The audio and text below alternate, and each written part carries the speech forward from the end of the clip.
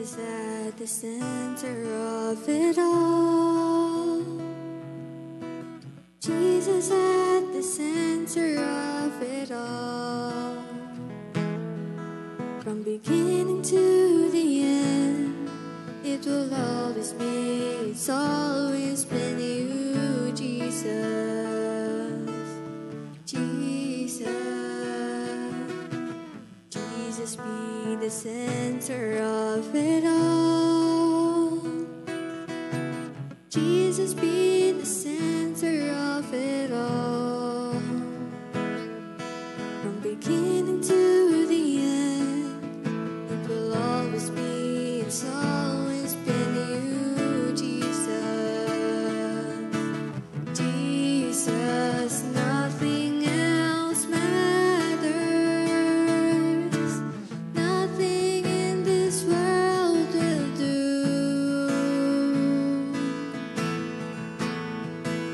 'Cause Jesus, you're the center, and everything revolves around you. Jesus, you at the center of it all. At the center of it all.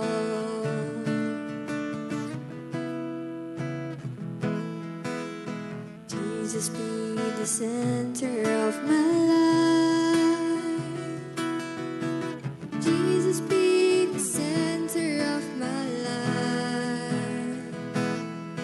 From beginning to the end, it will always be, it's always been you, Jesus. Jesus, nothing else matters. Nothing in this world will do.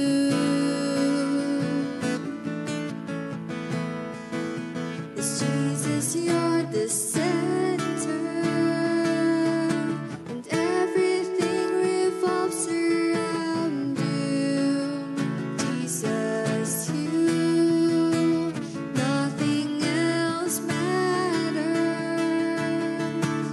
Nothing in this world will do.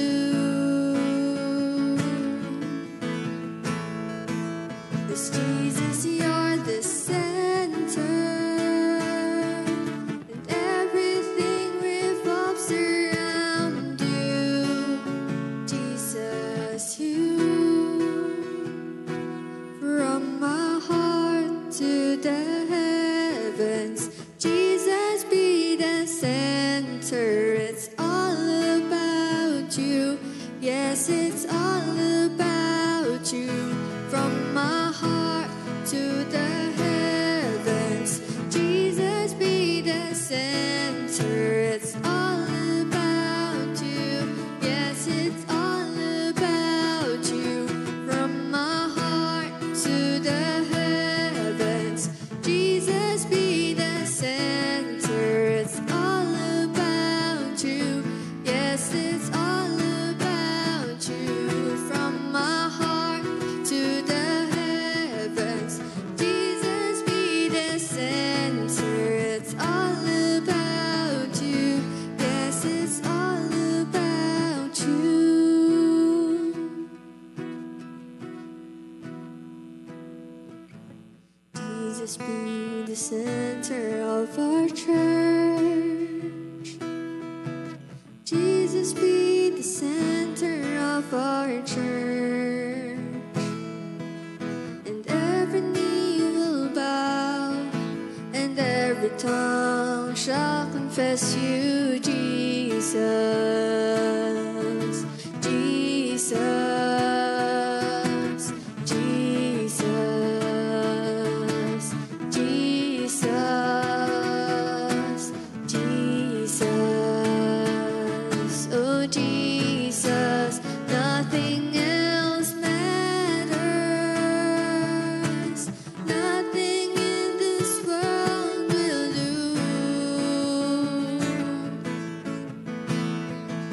'Cause Jesus, you're the center, and everything revolves around you.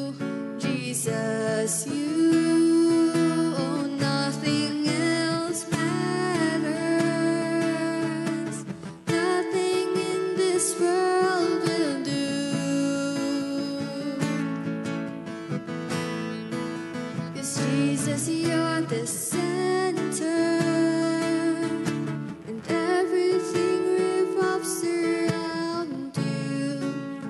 Jesus, you at the center of it all. At the center of it all.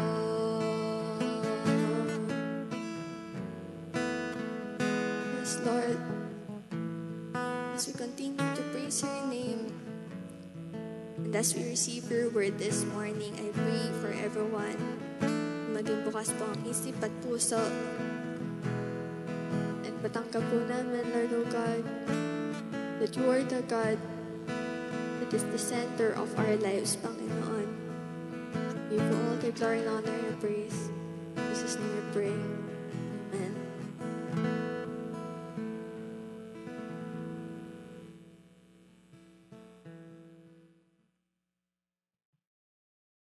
Good morning everyone! Marami pong salamat sa pagising ng maaga ngayong Sabado. Napakaganda po ng ating pag-aaralan. Ang text po natin ay hango sa Joshua chapter 1 verse 8. Pero specific word lang po, isang specific word lang po ang pagtutuunan natin ng pansin ngayong umaga. Maganda po ba ang gising ninyo? I hope maganda po ang gising ninyo dahil ready kayo na makinig, mag-aral, at magpalalim sa salita ng ating Panginoon. Sabi po sa Joshua chapter 1 verse 8, "This book of the law shall not depart from your mouth, but you shall meditate on it day and night, so that you may be careful to do according to all that is written in it. For then you will make your way prosperous, and then you will have good success." Ang word po na ating pagtutuunan ng pansin ngayong araw na ito sa second Saturday ng August is about the word meditate. Alam niyo po ba na ang bawat isang tao ay wired to desire success, prosperity, excellence, because that is how God created us. Alam niyo po yung desire na gagawa ka ng isang bagay that you are expecting, nag-i-expect ka sa bawat paggawa mo ng isang bagay, ito ay magtatagumpay. Hindi tayo gumagawa ng isang bagay sa buhay natin para mag-fail. Tayo ay nagsisikap, sumusubok na gumawa ng isang bagay dahil umaasa tayo na ito ay maging matagumpay. Yung pong meditation or meditate, the Word of God, ay malaki ang maitutulong kung paano natin mararanasan yung klase ng success o yung klase ng abundance or a prosperity that we desire in our life according to the Word of God. Kasi alam niyo po, may prosperity na binibigay ang mundo, but it will not last forever. Pero may prosperity naman na ibinibigay at success na ibinibigay ang salita ng Diyos na ayon sa kalooban at plano ng Diyos para sa atin. Pipili tayo. Siyempre, tayo bilang isang Kristiyano, gusto natin yung success natin kagaya doon sa ating nabasa ay tinatawag o dinescribe na good success. Bakit? Kasi may bad success. For us to experience good success that is according to God's will, yung hindi mo mako-compromise yung faith mo, yung alam mo na yung ginagawa mo will lead to good success na magbibigay ng kaluwalhatian sa Diyos. Yung ginagawa mo, yung tinatahak mo na landas, yung buhay na ipinamumuhay mo ay magdadala sa isang buhay na alam mong magbibigay ng kaluguran sa Panginoon at magdadala ng tunay na kagalakan at kapayapaan sa atin. Amen po ba? Ngayon, paano ba natin gagawin yung meditation? Ano ba ang mga paraan or how to meditate the Word of God? Kasi 'di ba sabi nga dito uulitin ko, sabi ko dun sa Joshua 1:8, but this book of the law shall not depart from your mouth, but you shall meditate on it day and night. Ibig pong sabihin, command. Meron pong pag-uutos ang Diyos para daw hindi lisanin o para hindi daw mawala ang salita ng Diyos sa ating puso, sa ating buhay. We need to meditate on it day and night. Ngayon, ang encouragement po ng Joshua chapter 1 verse 8 sa atin, nais po nito na dalhin tayo na alam niyo po yung sinasabing soak, magbabad sa salita ng Diyos. No? Joshua chapter 1 verse 8 encourages us to soak ourselves in the Bible. The key to prosperous way and the key to good success is meditating on the book of the law. Meditating on the Word of God and being careful to do according to what you have read. Kailangan iisipin mo to, you reflect on it, you pray for it, and you will act on it. Ano bang ibig sabihin ng meditate? It means that you don't just read it. You don't just read the Bible. You soak yourself with it, in it, and that will be a part of your life. The Word of God will be a part of your life. Of course, may mga paraan din that we also need to memorize the Word of God. And upon reading the Word of God, we need to reflect on it. Pero meron po akong gustong i-share sa inyo na meaning about meditation. Alam niyo po, ang tunay na ibig sabihin ng meditation is literally means, ang kahulugan daw po nito is to murmur. Alam niyo yung murmur? Ito po yung paulit-ulit na pag-usal o pagsabi ng salita ng Diyos. Pero hindi po ito yung aimlessly na pagsabi o pag-usal ng salita ng Diyos. But the aim of it, yung to murmur means for you to remind yourself of the Word of God and by saying it aloud. Ibig sabihin, dapat ang salita ng Diyos ay naririnig, sinasabi, naririnig. At it will remind you to be in, not only in the know, but to be soak. Yun talagang ma-remind yung hindi lamang yung isip mo, kundi yung spirito mo ng kapangyarihan, ng katotohanan, ng buhay na salita ng ating Panginoon. Alam niyo po, ang totoo daw na paraan ng pag-meditate ay yung kagaya daw na ginagawa ng mga baka. Kasi ang mga baka daw po, may dalawang klase ng pag-digest sa kanilang kinakain. Una, siyempre yung grass, no, lalagay nila sa kakainin nila, tapos habang inunguya nila yan, pupunta muna yan sa unang stomach. Part ng the first stomach. Then, kapag ka po nando sa first stomach, munguyain pa rin nila yan hanggang sa bababa dun sa second stomach. Ibig sabihin, hindi yung pagnguya, lunok agad, then nagdadigest. Hindi po, may mga ngunguyain yun hanggang sa talagang, siguro yung klase ng disiplino na meron ang design, no, ang katawan ng isang baka na talagang at it produces sa kanyang ng healthy siguro strength ng health sa kanyang body para magawa niya produce niya yung dapat na ma-produce niya sa kanyang katawan.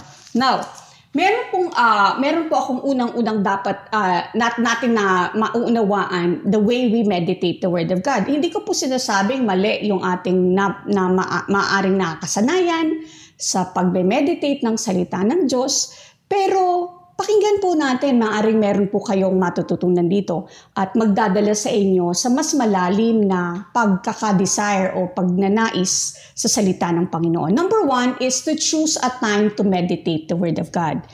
Mamili po tayo ng tamang oras. Kasi if you are a morning person, it is best for you to meditate the Word of God in the morning. But if you are an evening person or an afternoon person, lalo na po kasi ngayon, iba-iba na yung ating working schedule, iba-iba na yung ating, yung the way we use our day. May mga tao, mas gising sila sa gabi dahil yun yung time ng trabaho nila. May mga taong tulog sa umaga, may mga taong gising sa umaga, tulog na sa gabi. So, depende po yan. It doesn't, wala naman po nire-require na dapat umaga lang. Kasi nga, ang sabi nga, meditate on it day and night. Now, so, makikita po natin na we need to choose the right time, no? Time of the day for you to meditate the Word of God, no? So maganda pong make it a habit. Bago mo umpisahan yung activity mo in a day, whether in the morning or in the afternoon or in the evening, you bring yourself to meditate the Word of God. Okay? So choose the right time for you. Number 2 is to pray. You need to pray. Hindi ho tayo basta na lang magbabasa ng salita ng Diyos. We need to ask the Father to help us learn from His Word. Remember, this is the Word of God. This is not the word of any person. This is the Word of God. So makikita po natin, dahil alam natin na salita to ng Diyos, hihingi tayo ng tulong sa Kanya para maunawaan natin. Alam nyo, kahit na ang tagal-tagal na nating Kristiyano at marami na tayong alam sa Bible, wag na wag po nating kakalimutan ang paghingi ng tulong sa Panginoon para maunawaan natin ang Kanyang salita. So, number 2, you need to pray. No, pray. Ask the Father. Pwede nating sabihin, Father, will you teach me about you today? Diba? Ang gandang prayer yon. Lord, Ama, tulungan mo kong maunawaan ka lalo ngayong araw na ito. Makilala ka lalo ngayong araw na ito. Alam niyo po, ang gandang prayer nun. Kasi definitely that is according to God's will. Gusto ng Diyos yun na makilala mo siya lalo and He will reveal Himself to you when you ask Him to reveal Himself to you. Number 3, read the verse slowly and loud. Dahan-dahan pero malakas. Ibig sabihin, hindi naman po yung pasigaw, pero yung naririnig mo. Kasi makakatulong din naman po talaga yon para maalala natin yung salita ng Diyos. And when we hear our voice proclaiming, declaring, reading the Word of God, familiar kasi tayo sa voice natin so mas mariretain ito sa ating isip, sa brain natin. So mas may kakayahan, dahil nare-retain, mas may kakayahan po itong maunawaan natin. Okay? So we always seems to be in a rush. Minsan ganun tayo, gusto natin mabilisan. Pero alam niyo po sa meditation, hindi po kailangan ng mabilisan. You really need to make time. You really need to spend quality time if you want to hear the Word of God and the voice of the Lord in your meditation. No? So, you don't need to be in a hurry. Hindi po tayo kailangan magmadali. And don't be tempted to rush. No? Huwag tayong matukso na madaliin ang scripture meditation. Take your time as you read. Read it slowly and read it with an audible voice. Each verse so that you can take time and let the words begin to soak in your mind. To soak in your spirit. Talagang it will retain. No? Talagang mananatili yan. Reading it aloud makes a difference. Totoo po yan. You will see the difference pagka binabasa mo siya ng audibly. Even if you whisper it, something profound happens when your ears hear God's words spoken and the mind begin to change. Kasi po, mas lalo kang mako-convince sa naririnig mo because it's the Word of God. Pero kung hindi mo yan naririnig, you're just reading it with your eyes, medyo mababa yung retention. Pero kapag ka naririnig mo ang salita ng Diyos, mas mariretain ito sa mind natin. Okay? Number 4, what caught your attention? Tanungin mo yung sarili mo, ano ba yung nakakuha ng pansin? Ano ba yung nakakuha ng pansin ko dito sa nabasa ko? Ano ba yung mga keywords that caught your attention? You need to write it down. No? So isulat mo ano yung mga salita ng Diyos na na-impress ka. Saan yung nagbigay ng impression sa'yo?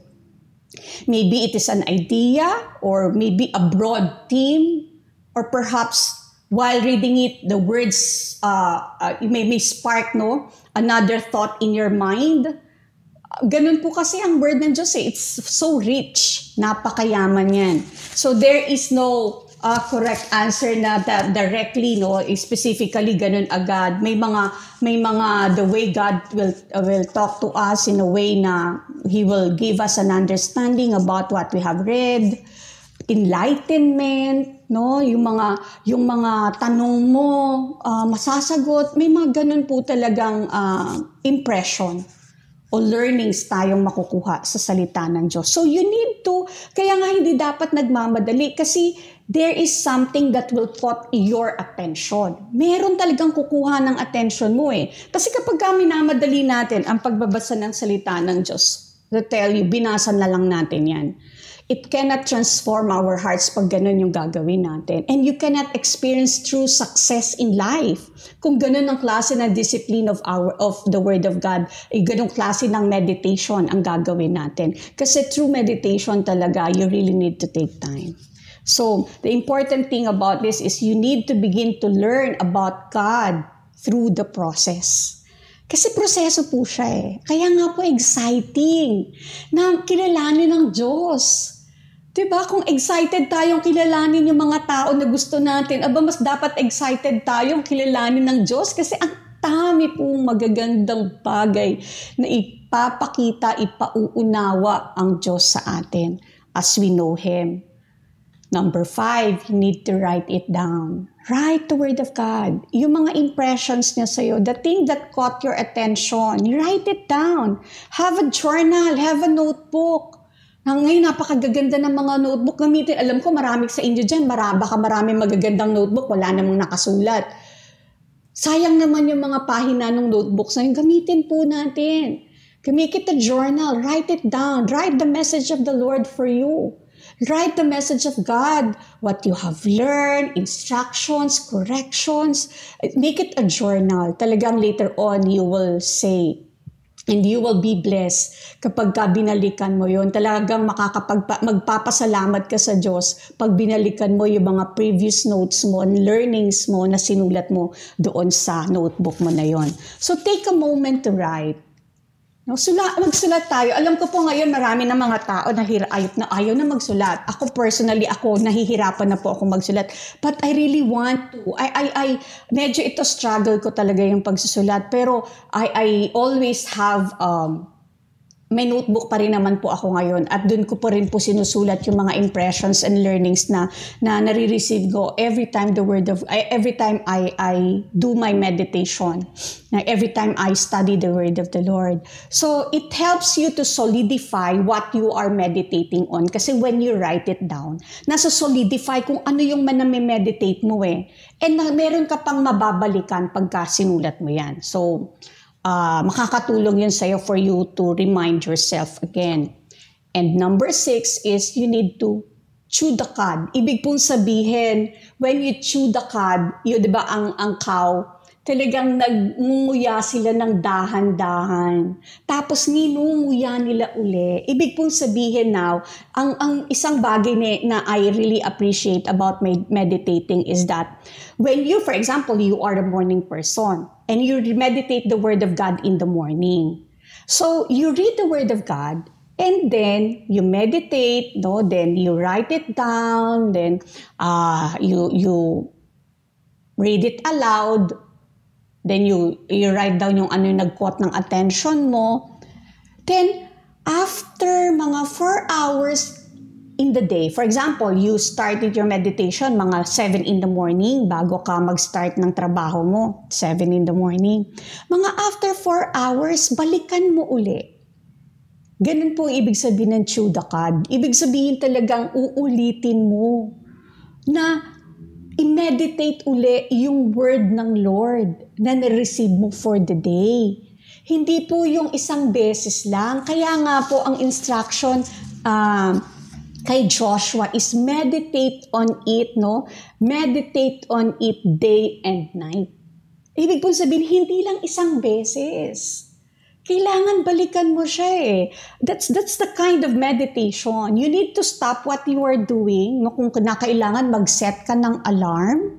Kaya maraming tao, quote lang ng quote ng Joshua 1:8. Dahil gusto nila yung last part. So that you will be successful in everything that you will do.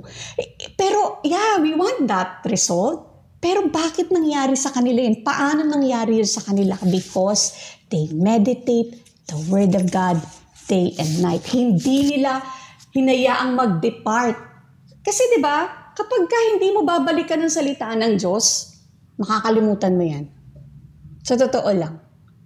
And that is not the kind of meditation that the Lord is telling us and teaching us. We need to go back. Balikan natin. Kailangan nating balikan. In a day, ha? Kung kinakailangan mag-alarm ka after 4 hours, nung first time ng meditation mo, after 4 hours, mag-alarm ka, then you read it again. Kasi you will experience a new level of immersion, a new level of understanding of the Word of God na minimeditate mo for that day. Gawin po ninyo yan. Mamahalin ninyo lalo, nanaisin ninyo lalo ang salita ng Diyos. Kasi talagang, di ba, ang salita ng Diyos parang treasure. Habang lumalalim, lalong dumadami yung treasure.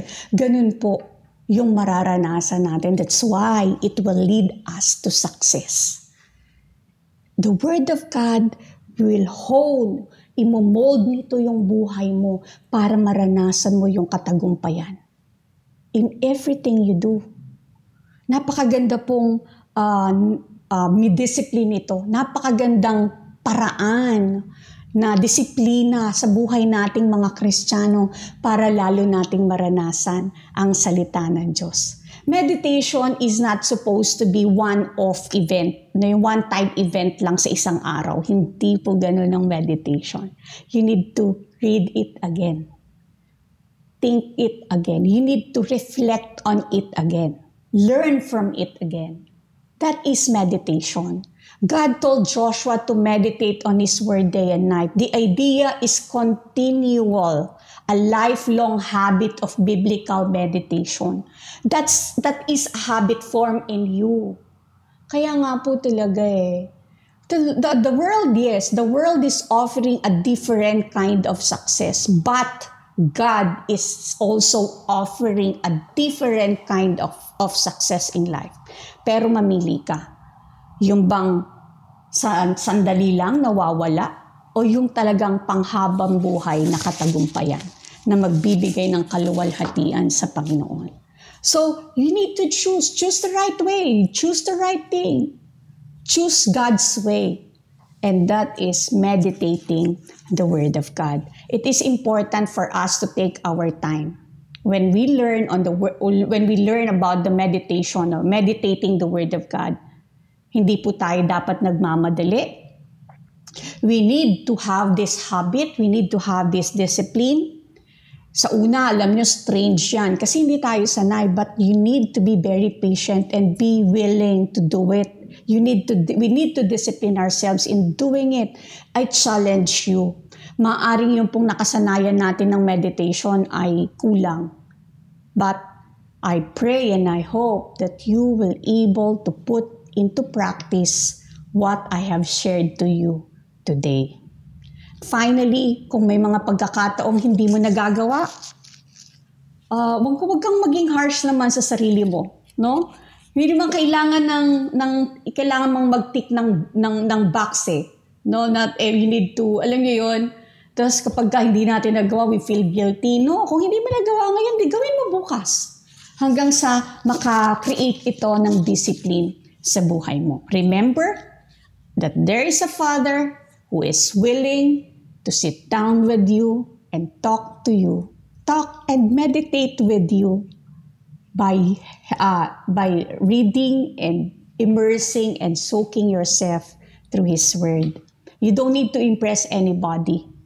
You don't need to impress anyone in meditating the Word of God. All you need to do is to be in the presence of God and just enjoy the very presence and the loving presence of our wonderful and good Father. Amen po ba? Now, we will pray. Magpe-pray po tayo. I hope meron po kayong natutunan ngayon. We are talking about abundant life. We are talking about God wonderful plan kind of life sa atin. Yun po yung pinag-uusapan natin dito. To be successful. To be prosperous. Prosperous, hindi po material lang. Alam nyo, wag nating define ang prosperity sa material things. It will just follow. Pero ang unang-unang gustong i-prosper ng Lord sa atin, yung ating spiritual life. Yung being natin, yung relationship natin sa Kanya. Kasi if your being, if your relationship with God is prosperous, if your spirituality, your faith is prosperous, definitely everything will just follow. That is the kind of life that the Lord wants you to have. So tayo po'y mananalangin. Let's pray first for ourselves. Ipag-pray natin that we will have a desire and a hungry heart to meditate the Word of God. Kasi alam po natin, alam nyo minsan kapag may mga 'di ba, may mga iba tayong mga may mga bagay na iba tayong ninanais sa buhay natin, sa araw natin. Na talagang minsan parang second or third rate na lang si Lord. Pero which is hindi dapat yun. He should be our priority. Hindi po siya second. Pagka ho sinabing priority, siya po talaga yung pinakamahalaga sa araw natin, sa buhay natin. So you need to desire. Let's pray that all of us will have the desire and a hungry heart to meditate the Word of God. Yung meditate po, yung pong pinag-aralan natin kanina, ganong paraang meditation. And to have a disciplined life every day. Kailangan talaga to create a habit. Magkaroon tayo ng habit na mag-meditate ng Word of God and magkaroon tayo talaga ng tunay na pagmamahal at paggalang sa salita ng Diyos at pagsunod. So let's pray for ourselves. First, tayo pong lahat ay manalangin. Dakilang Diyos, maraming salamat. We are truly blessed, Lord, dahil sa umagang ito, ginising mo kami at hinanda mo kaming makinig ng iyong salita, purihin ka at manalangin sa iyo. At sa oras na ito, Panginoon, ikaw na siyang sumasaliksik sa amin, ikaw na siyang nakakakilala sa amin, ikaw na siyang nagmamahal sa amin, nagtuturo, nagbabago sa amin. Maraming salamat po.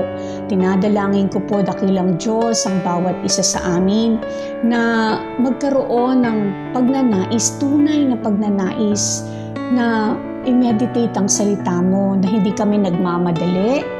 Ipa-prioritize namin ito bago ang anumang mga bagay, bago ang social media, bago ang paglalaro, bago ang mga gawaing bahay, bago man ang anumang mga bagay, Lord God, hindi naman talaga mahalaga sa amin. Dahil ang mas mahalaga ay ikaw. Panginoon, yun po yung katotohanan at dalangin ko na i-create mo sa puso naming lahat na magkaroon kami ng desire. Lord, kung meron man sa amin ngayong umaga na nawawala na ng desire sa salita mo, Panginoon, sa kapangyarihan ng iyong banal na salita, dalangin ko at sa kapangyarihan ng banal na Espiritu Santo na kumikilos sa aming mga puso, Lord, palitan mo yung puso na yan. Palitan mo ng pusong nagnanais, Lord, na marinig ka, matuto, mapalakas mula sa iyong salita, makilala ka ng lubusan, matanggap ang kapangyarihan na ibinibigay ng iyong salita sa aming mga buhay. Panginoon, ikaw lamang ang siyang makagagawa nito sa buhay ng bawat isa sa amin. Dinadalangin ko, O Diyos, na kung kinakailangan palitan mo yung puso namin. Lord, turn our heart of stone into a heart of flesh. In the name of Jesus and by the power of your Spirit, Lord, I'll pray. Lord, ikaw ang siyang nakakaalam ng puso ng bawat isa. At ang dalangin ko, Lord, na sa mga oras na ito, without hypocrisy, Lord, just with all humility and transparency, with all honesty, we come to you, Lord. Na patuloy po naming gagawing ilaw, tubig, Panginoon, mirror, ang salita mo, hammer, ang salita mo sa buhay namin, because that is the way you describe your word to us. Lord, maraming salamat po. Patuloy mo kaming hubugin, patuloy mo kaming baguhin, patuloy mong ayusin ang aming mga puso na sa bawat araw, pagising pa lang namin, nanaisin na naming magbasa, mag-meditate, manalangin, makipag-usap sa'yo. Alamin kung ano yung mga instruction mo para sa amin, isulat ang mga natututunan namin at muli itong i-meditate. Ulitin, Panginoon, ang pag-meditate hanggang sa lalo pang lumalim ang paghahari ng salita mo sa buhay namin. ng aming mga iniisip, ang aming mga sinasabi, ang aming mga ginagawa, ang meditation ng puso namin ay palaging ayon sa katotohanan at katuwiran ng iyong banal na salita. Maraming salamat po, Panginoon o Diyos. Purihin ka sa pangalan ni Jesus. Amen. Ngayon naman, tayo po'y mananalangin para sa ating pamilya at sa ating church. Ididire-diretso na natin kasama pa rin po sa ating bansa. So sa ating family, pag-pray po natin ang kaligtasan ng ating buong pamilya. Kung meron pa po tayong mga kapamilya na hindi pa nakakilala sa Diyos, huwag po nating pagwalang bahala yan, ipanalangin po natin sila that they will come to the saving grace of God. At ipag-pray natin yung ating spiritual growth ng ating pamilya. Sama-sama tayong lalalim, sama-sama tayong lalago sa ating pananampalataya at pagmamahal sa Diyos. At patuloy po nating ipanalangin na ang ating tahanan ay pagharian po ng pagkatakot sa Diyos. Importante po ang pagkatakot sa Diyos sa buhay natin para wag po nating makompromise yung ating relasyon sa Diyos at ang ating pagiging Kristiyano. And of course, ipag-pray po natin ang pagkakaisa sa loob ng tahanan, ang pag-iingat ng Diyos sa bawat miyembro ng ating pamilya at ang kalusugan ng bawat miyembro ng pamilya at gayon din po yung provision ng Panginoon sa mga pangangailangan natin sa ating pamilya. Amen po ba? So yun po yung ating ipapanalangin sa ating pamilya. Then sa ating church naman po, ipag-pray natin ang sa ating church, sa buong RCMI, Global RCMI, ibig pong sabihin whether sa Cubao, sa Bulacan, sa Marikina, sa Halahala, sa GMA, sa Dasmariñas, sa Antique, sa Macau, no, sa iba't ibang parte ng mundo na kung saan ay umaabot ang ating ministry, ipag-pray natin ang lahat ng miyembro ay magkaroon po ng spiritual maturity, magkaroon po tayo ng unity and love, patuloy po tayong mamuhay with the fear of the Lord, and let every congregational meeting, whether small or big congregational meeting, prayer meeting yan, LPAT meeting yan, ministry time, ano pong tawag dyan, it will be led by the Holy Spirit. And let us pray for more people to come to the saving grace of God through our ministry. Then, pagkatapos naman po, ipapanalangin natin ang ating bansa. Ito po ang ating ipapanalangin, ang ating pamilya, ang ating church, then ang ating bansa. Amen po ba? So, let's all pray. Father, we just want to thank you. We worship you. Heavenly Father, you are good. We declare your righteous deeds. We declare you who you are. You are our holy God. There is nothing true, Lord God, apart from you. Walang katotohanan maliban sa iyo. Ikaw lamang, O Diyos, ang buhay at makapangyarihang Diyos. Ikaw na siyang may likha ng langit at lupa. Ikaw na naglagay sa amin, sa pamilya na kinabibilangan namin ngayon. Maraming salamat po. Panginoon, yan dilangin ko, Lord, ang kaligtasan ng bawat miyembro ng aming pamilya na hindi pa nakakilala sa inyo. Lord, na wag po kami na mga nakakilala na sa iyo ay wag po naming hayaan lamang ng aming mga mahal sa buhay ay magpatuloy sa kanilang buhay na malayo sa inyo. God, create in us that burden. Lord, that we will be a good testimony to them. That we will be a good, Lord, encouragement, a good message, Lord God, for them to come to your saving grace. Maging instrumento kami, Panginoon, para sa kanilang kaligtasan. Talangin po namin, Panginoon, na mapahayagan namin sila ng iyong salita at sa oras na marinig nilang ang iyong banal na salita, ikaw, banal na Espiritu Santo, ang patuloy na kumilos sa kanila, magdala sa kanila ng totoong conviction at that will lead them into true repentance. Lord, in the name of Jesus and by the power of your Spirit, we pray for the salvation of our loved ones, na kami po ay sama-samang lalago sa aming spiritual life. Sama-sama kaming lalalim sa pagkakakilala sa iyo at pagsunod sa iyo, Panginoon, na ang aming pamilya, Panginoon, Ama, ay patuloy po, Lord, na mapangunahan mo the Lordship of Jesus Christ. I'll speak the Lordship of Jesus Christ in every household, Lord God, sa bawat pamilya, Panginoon, sa pamilya namin, O Diyos. Lord, na sa bawat mga mangyayari sa buhay namin, alam namin it is your will. It is you are the one, Lord God, that is leading us. You are the one who will teach us, you will strengthen us, you will encourage us, Lord God, upang maranasan namin ang plano mo, ang napakagandang plano mo para sa aming pamilya. Panginoon, tulungan mo kaming i-recognize patuloy ang iyong paghahari sa aming tahanan, sa aming relasyon, sa aming pamilya. Huwag po namin iisang tabi ang paghahari mo, pagkus Panginoon, ikaw nga po ang siyang masunod sa aming pamilya. And we pray, Father, for the increase of the fear of God, the fear of the Lord, a holy living, the righteousness of God. Your Lord, yun po yung ma-practice namin, Panginoon, sa aming pamilya, that we will not compromise our faith. Lord, in Jesus' name, na ang aming pamilya, Panginoon, ay patuloy na magpakita ng tunay na pagkatakot sa iyo. Lord, that we will not hindi po kami, Panginoon, ng mga tao, Lord God, na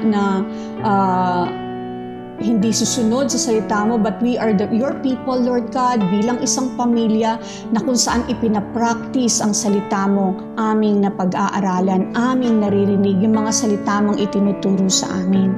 Kaya din po, Panginoon, dinadalangin ko na sa loob ng tahanan ng bawat pamilya ay magkaroon ng tunay na pag-ibig. Kung may mga pag-aaway-away, may sigalot, I'll pray, God, for reconciliation. I'll pray for forgiveness. I'll pray for peace and love. Lord, na ikaw lamang ang siyang makagagawa nito sa puso ng bawat isa. Dinadalangin ko po, Panginoon, na patuloy, Lord, sa aming relasyon, sa aming buong pamilya, sa loob ng aming tahanan, maghari ang pagpapatawad, ang pag-ibig at ang kapayapaan. Lord, na hindi po namin hahayaang magkaroon ng pagkakanya-kanya, Lord, ng kaguluhan, hindi namin hahayaan na magkakaroon ng hindi pagpapatawad. Lord, but there will be, Lord, we speak peace and reconciliation and love and forgiveness sa aming pamilya, Panginoon, for that is your will. In the same way, we pray for your protection. Ilayo po ninyo ang bawat member ng aming pamilya from any works of the enemy. In the name of Jesus, that the enemy, Lord God, is aiming their arrows upon us and every member of our family. We pray for the shield of your blood. Cover us, Lord, in the name of Jesus. Dalangin po namin ang protection mo sa aming kalusugan, sa aming pang-araw-araw na buhay, sa pag-alis namin ng aming tahanan, pag-uwi namin muli sa aming tahanan.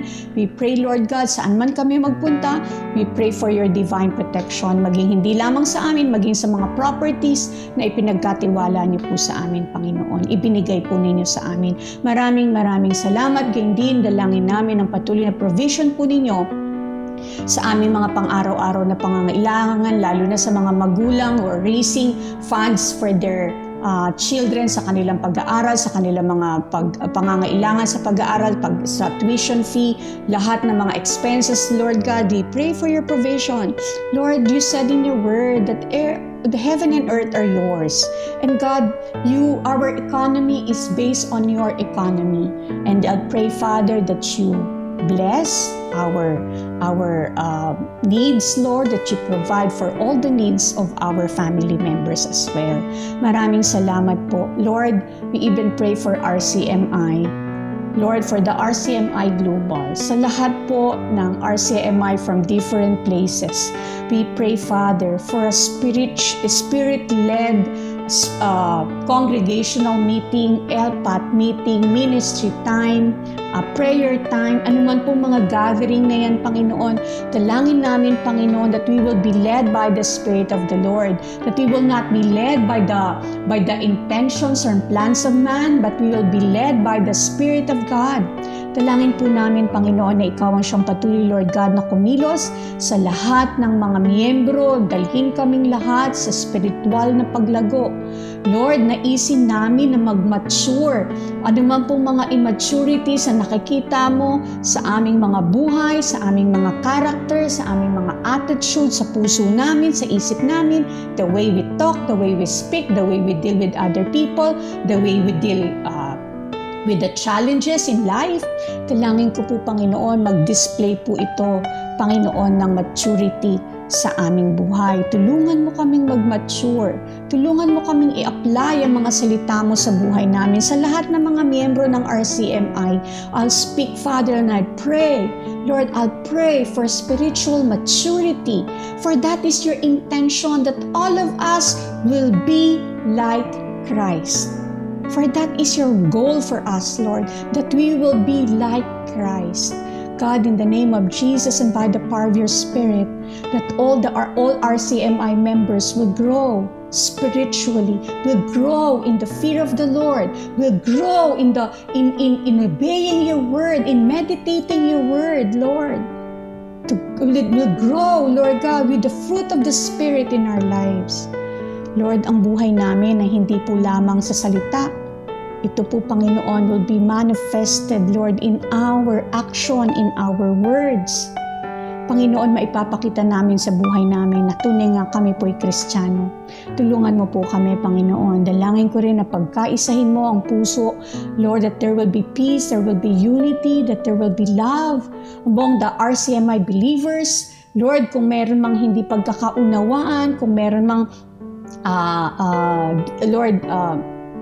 rift or issues among brothers, among sisters, in the name of Jesus, I'll pray, Lord, na ma-heal anuman pong mga conflicts na yan, Panginoon, that all of us were resolved to unity, that all of us were resolved to peace, Panginoon. Lord, that we will make every effort, Lord, to maintain the peace of God in the church. Lord, maraming salamat po. And we even pray, Father, that through this ministry, marami pang mga pamilya, individual ang makakilala sa iyo. Lord God, sa patuloy po ng ministry ng RCMI sa iba't ibang lugar, dito man sa Pilipinas o international, we pray, God, that evangelism will be a part of our everyday life, that we will have that boldness. Lahat ng mga taga-RCMA will have that boldness to share the Word of God, at will have the Spirit-filled life to share the Word of God to all the people, Panginoon, na makakasalamuhan namin. Hindi kami matatakot, hindi kami mahihiya, because we have the Spirit of God in us, working in us, that we will proclaim boldly the Word of God, the gospel of repentance. Panginoon, maraming salamat. Patuloy po ninyong pangunahan ng RCMI. Maraming salamat po, for you have called us to be a part of this family. For you have placed us here. You have planted us here in this ministry for us to grow where you have planted us. Maraming salamat po, Panginoon. Lord, we even remember our nation. We pray, God, for your grace and your mercy as well. Lord, save the Philippines. Ang dami pong mga Pilipino pa nangangailangan ng kaligtasan. Dalangin po namin, Panginoon, na dumami pa ang mga Pilipino tunay na makakilala sa iyo at tunay, Panginoong, sasamba sa iyo sa spirito at katotohanan. Kaya din po, Panginoon, dinadalangin namin, Lord, ang mga challenges na kinakaharap ng aming bansa. Inaalala, Lord, we pray for our President, si President Marcos, si Vice President Duterte, maging ang lahat ng mga cabinet members nila, Lord, ang lahat ng mga part ng legislation, lahat po ng part ng judiciary, Lord, we pray even for the local government, hanggang sa barangay level, Panginoon, Lord, ang lahat ng mga tao na nasa gobyerno. Sila na inilagay mo sa posisyon, pinadalangin namin, ipinapanalangin namin sila sa inyo.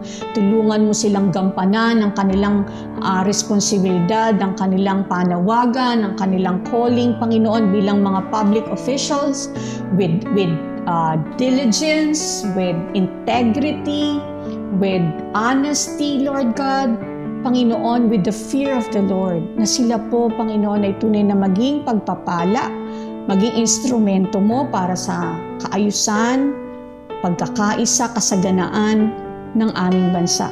Dalangin po namin, tulungan mo si President Marcos. Napakadami pong mga responsibilidad na kailangan niyang gampanan, Panginoon. Bigyan mo siya ng talino, Lord, bigyan mo siya ng guidance na nanggagaling sa iyo, maging ang lahat ng mga local government officials na mapamunuan nilang kanilang mga nasasakupan na ayon sa iyong kalooban. Kaya din po, Panginoon, dinadalangin namin ang aming bansa. Ikaw ang pag-asa ng bansang ito. Lord, marami pa rin mga taong na walang trabaho, marami pa rin mga taong walang bahay, marami pa rin mga Pilipinong nagugutom. Lord, we pray, God, have mercy upon our nation. Have mercy upon our nation. Have mercy upon the Philippines. Lord, kaawaan mo ang aming bansa. Ang daming kaguluhan, ang daming mga corruption left and right. But then, God, we pray, have mercy, have mercy. We ask for your mercy, Father. We ask for your mercy. Awa mo, Panginoon, ang kailangan namin. Awa mo para sa aming bansa.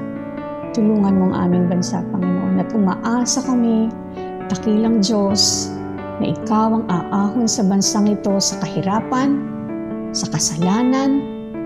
Lord, anumang pong mga bagay, Panginoon, na kung saan ay nararanasan ng mga Pilipino ngayon, ikaw lamang siyang aasahan at inaasahan namin na magbibigay ng tunay na pagbabago. Tulungan niyo po ang aming bansa. For in you, there's always hope. For truly, Lord, blessed is the nation whose God is the Lord. And we declare, Jesus is Lord over the Philippines. Maraming salamat po, Panginoon. We just want to thank you, Lord God, for today. Maraming salamat sa bawat isa na nakinig ng iyong salita, natuto at nanalangin. Kasama po namin sa bawat isa araw na ito, Panginoon, sa bawat isa na patuloy, Lord, na i-apply ang kanilang mga napag-aralan sa iyong salita sa araw na ito. Purihin ka, Panginoon. Maraming salamat po sa pangalan ni Jesus. Amen. Marami pong salamat sa pagsama sa ating prayer works. Pagpalain po kayong lahat ng ating Panginoon.